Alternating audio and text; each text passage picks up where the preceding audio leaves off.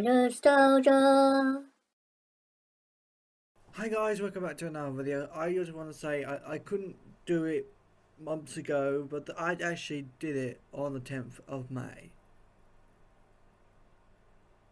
So this is a early review and a late screening of this review, if that makes sense. So what I'm trying to say is, I'm recording this on the 10th of May, on its first kind of release of this announcement, and it's also a late review. But anyway, because it's September, and I'm recording this at the 10th of May, not the 8th of May, because that's when it first came out or something like that, I don't know. I wanted to review the 80th anniversary of Thomas the Tank Engine, and also the Lost Media side of things, because the Lost Media finally is released, and let's get on with it. And Gordon shuffled in with some trucks. 8 years of adventures with Thomas the Tank Engine, an unseen episode narrated by Ringo Starr, offers a new story on Sodor to mark the big day. Now, it's been 80 years since Thomas the Tank Engine and his friends first appeared in children's books before their runaway success on screen. To mark the anniversary, a previously unseen episode of the television series, narrated by Ringo Starr, has been brought back to life. Our reporter Graham Satchell has been taking a look.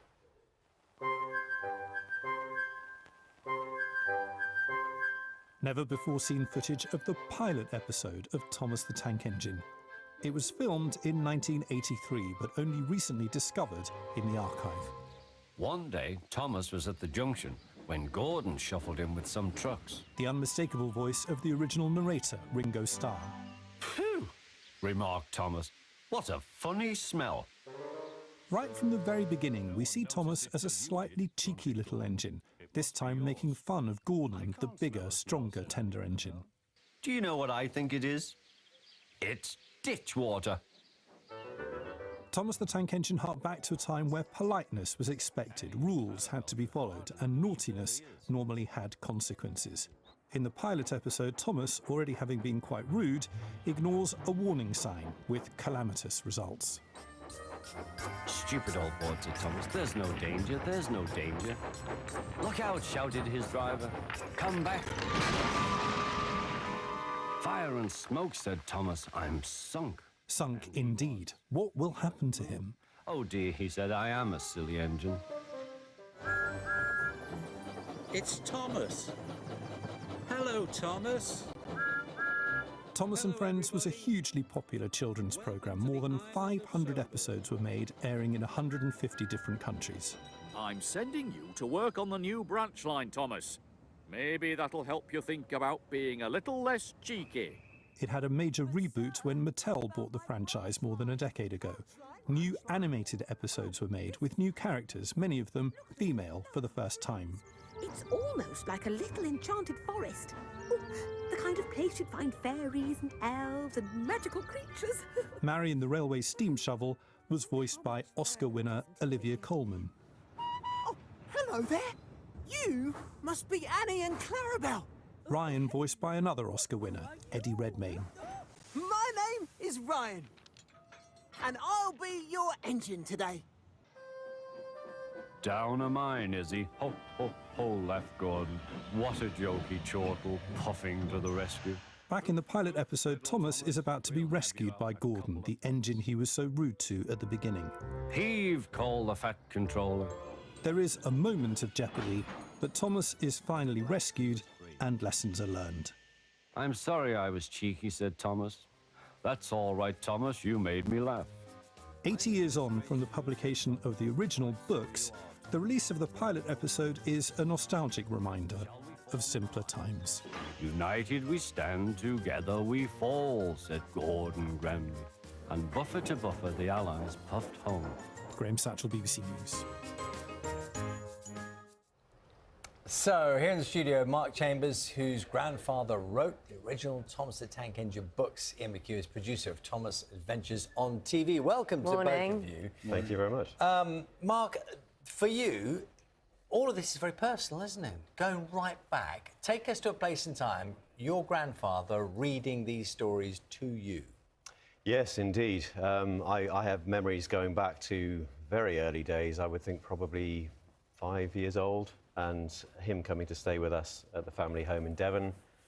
Can't remember the specific stories he would have read me, but he would bring out one of the volumes of stories that he'd written, and yes, it was a wonderful thing to have those stories read to me by him. And we're seeing a picture of him now. The stories obviously were already published at that point. They were already in the public absolutely. domain. By the time I was born, he'd completed all 26 books that he wrote initially, and then the TV series and everything that came after that was about a decade in the future. I'm going to ask the obvious question, but at age 5, you probably can't remember. Was he a good storyteller? I mean, I know he's written books that people have loved for generations. Yeah, no. But do you remember his voice? Could he deliver Yeah. it? Oh, absolutely, yeah. Not too many accents, but there was certainly emotion in the voice, and yes, it was a very special experience even at that age. Ian, I think you have to... I'm quite interested to hear what you might have thought about when you first saw it, because your grandfather had been reading the stories to you. But you have to be very careful with how you take something like Thomas the Tank Engine, which so many people, like you were saying, you watched earlier and you had the books and everything. Yeah. When people's imaginations kind of go a certain way, you have to be very careful with it, don't you? I think we have to remember where the story started from, and it really started from that love of trains. And I think the nice thing in today, people still love trains. Children still love trains. I go to my local train station and kids get excited. There's a plus, you know, for reading the books. And he's got the full vinyl LPs now as well, with all of those. Very collectible. I mean, Willie Rushton, Johnny Morris did a lot of reads long before the TV series. And then obviously with the TV series, Ringo Starr. You know, you don't get much bigger than Ringo. Well, he read the stories himself to his own children or whatever. There was clearly an affection there. All I know is he said that he didn't have the stories read to him as a child, which my grandfather said he had, therefore a neglected childhood. Okay. Which sounds very much him. Yeah, he then certainly went back and read the stories and was very complimentary about them. And yeah, clearly was interested enough that he was prepared to be involved, which is a lovely thing, because that's become, in its own way, very much as iconic as the stories, Ringo's narration. So true, isn't it? Because his voice on that series, I mean, it makes it very different, doesn't it? In the best possible way. I think a lot of people still think that Ringo narrates it today. I think it's become such an iconic voice that is attached to Thomas, but he only did the first 2 series. You know, so obviously after that, Michael Angelis came in, who was sort of classic sort of Liverpudlian actor, who had a very similar tone and voice to Ringo, and did a fantastic job of sort of carrying on that legacy of great storytelling. It's amazing how far it's spread across the world in terms of fan base as absolutely. well. Because I think of it as quintessentially British. Oh, it is. But, yeah. but it is known all around the world. Yeah. Japan, huge, isn't it? Yes, huge in Japan. Huge in Japan. Yes, I mean, at its core, I think you're right. It is very much British, set in a golden age of the sort of 1940s and 50s on this mythical island, and yet there's something there that appeals to children, generations of children on a global basis, and it's astonishing and wonderful. We love a story about trains. We also love a story of discovery. And this bit of reel of tape here... Oh, yes. Yeah. This is the... So there was a discovery made. There was a kind of forgotten episode. We love stories like that. In 1983, so Britt Allcroft, as we'd mentioned, unfortunately Britt passed away last year, but she had gone to sort of Clearwater Films to create the first Thomas series, and they shot a test pilot to really sort of iron out all the kinks and stuff of how they're going to create the show. That was done. They created the first season. Thomas became sort of the huge show that everyone knows and loves, but the pilot was never seen again. And a couple of years ago, we sort of stumbled across some sort of archive footage and stuff that was in the Mattel archives, and we pulled it out to find out that this was, you know, the film cans of the pilot. We opened it up. I would have loved for it to have been the complete film, ready to go, but it wasn't. It was film trims. There were elastic bands wrapped around, and it was in a poor condition. You know, we had to do a lot of work restoring it. Not only that, this particular can that we've got with us contains some of Ringo Starr's very first voice recording back in 1983 for the pilot. So put that all together with the sound effects we also found. The one thing that was missing was music. So I sort of decided I didn't want to bring in any old composer to just put some music on the pilot. So we actually reached out to Mike O'Donnell, who was one of the original co-composers, you know, the classic theme that everyone knows and loves. And Mike was only too happy to come in and give us a really nice bespoke score, and it really just came together really well. We're very proud. Well, a lot of people will be very happy that there's more and you've discovered more. So lovely to meet you this morning. Thank you very much. Absolute pleasure. Thank you. Joy, thank you. It's nice to have a bit of nostalgia. No, it is. It is. Straight away, I'm kind of going back into the stories. Very magical. Very magical. I was books, though. For me, it was books, not the animated show. No offence. Oh, no.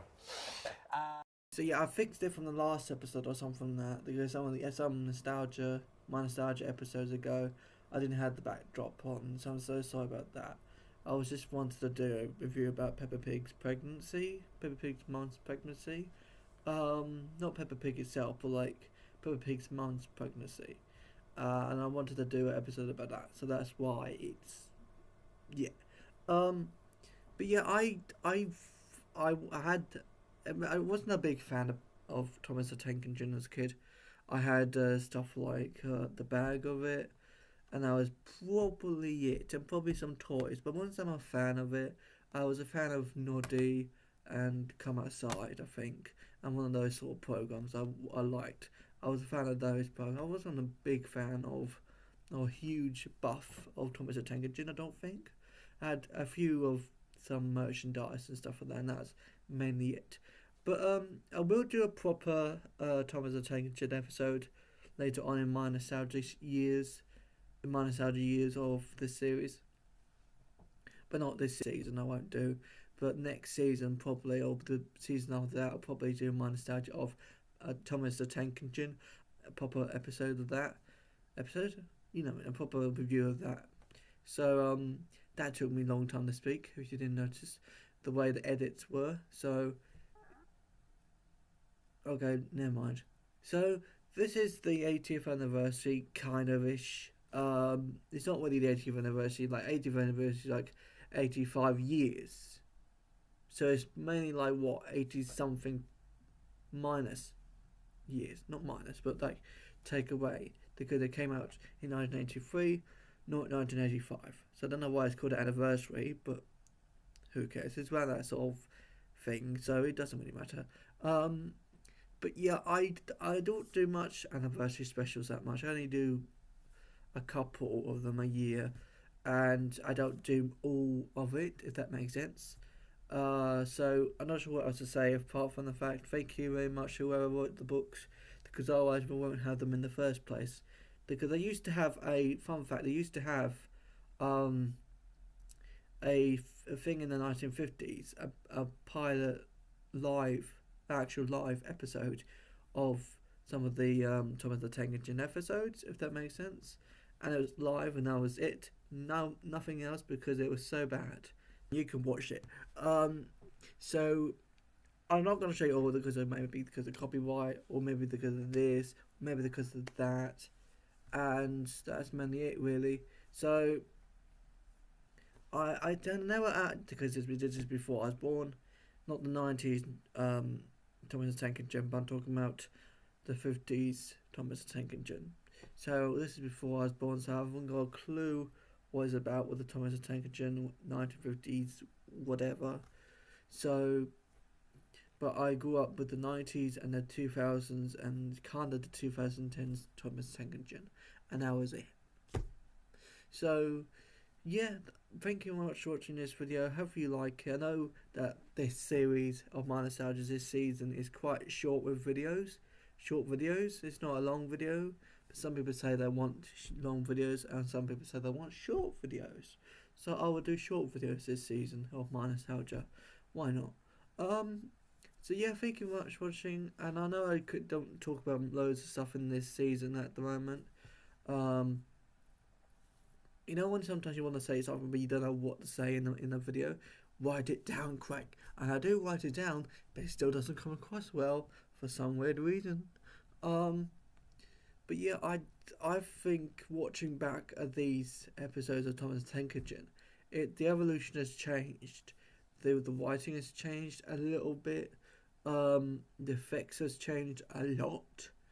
and the characters' acting is obviously changed because they trying to make it more diverse now and more interesting for younger kids and more modern demographic and stuff like that. Not demographic, but in general, people with new people over the years. So I can understand why this is this and this and that. Okay, so yeah, I got nothing. Bye. And please subscribe because some people don't know how to subscribe. So what you had to do is